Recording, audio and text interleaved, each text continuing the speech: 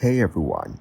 In this video, we will learn how to fix the Xumo remote not working. First, ensure the batteries are fresh and correctly installed. Then press and hold the back and plus buttons until the LED turns green. Then press 9, 8, and 1 in sequence.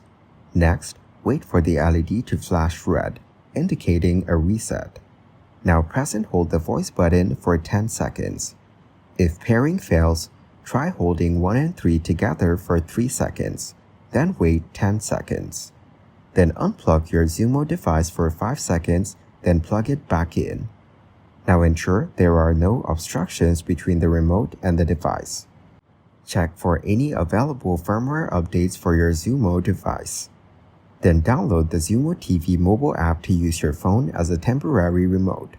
If issues persist, reach out to Xumo support for further assistance. Thanks for watching. Don't forget to like and subscribe to see more content like this.